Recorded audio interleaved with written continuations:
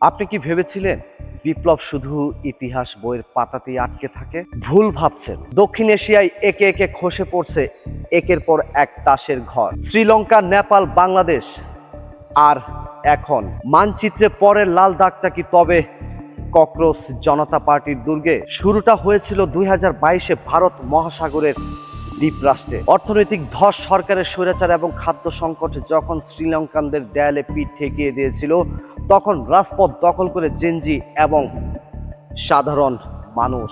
গোটা গহুম স্লোগানে কেঁপে উঠেছিল কলম্বো। রাষ্ট্রীয় ক্ষমতার দম্ভ চূর্ণ হতে সময় লাগেনি। প্রেসিডেন্টের প্রাসাদ সুইমিং পুলে পরিণত হয়েছিল জনতার বিনোদন কেন্দ্রে। কোনো অস্ত্র নয়, মানুষের পুঞ্জীভূত ক্ষোভের এক ধাক্কায় ক্ষমতা ছেড়ে পালিয়েছিলেন রাজাপক্ষ পরিবার।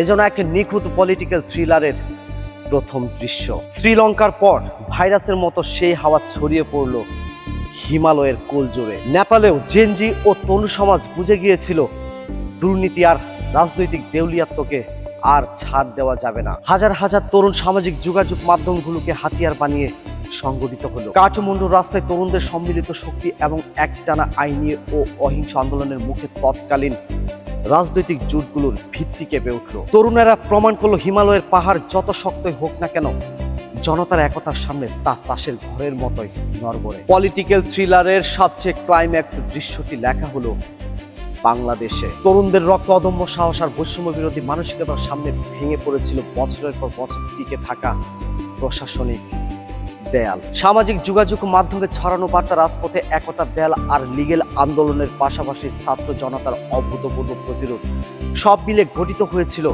এক অদম্য শক্তি। গণভবন অভিমুখে সেই অভূতপূর্ব অভিযাত্রা প্রমাণ করেছে, জেনজিদের যখন দেয়ালে পিঠ ঠেকানো হয় তখন ইতিহাস নতুন করে লেখা হয়। এখন মূল প্রশ্ন, পরের চাল কার? আপনার গবেষণা বলছে ভারতের বুকেও এখন একই ক্ষোভের আগুন জ্বলছে। ককরোচ জনতা পার্টি যেভাবে ক্ষমতার দম্ভ ও অগণতান্ত্রিক উপায়ে শাসন চালিয়ে যেতে চাইছে, তরুণ সমাজ কিন্তু তা নীরবে দেখছে না। ভারতের রাস্তায় রাস্তায় আজ তরুণেরা এক হচ্ছে।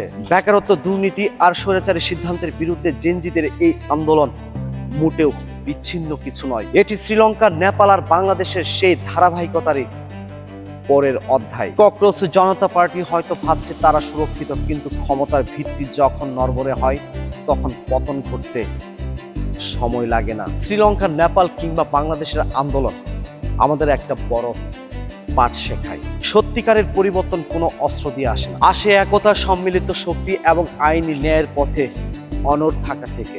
আজকের জেনজি কোনো নির্দিষ্ট দলের অনুসারী নয়, তারা ন্যায়ের অনুসারী। ককরোচ জনতা পার্টির মতো শক্তিগুলোর জন্য ইতিহাস এক স্পষ্ট বার্তা দিয়ে যাচ্ছে, তরুণদের অধিকার ও কণ্ঠরোধ করে কোনো শাসকই বেশি দিন টিকে থাকতে পারেনি, আর ভবিষ্যতেও পারবে না। ডমিনো প্রভাব চালু হয়ে গেছে, অপেক্ষা শুধু সঠিক সময়। আল্লাহ।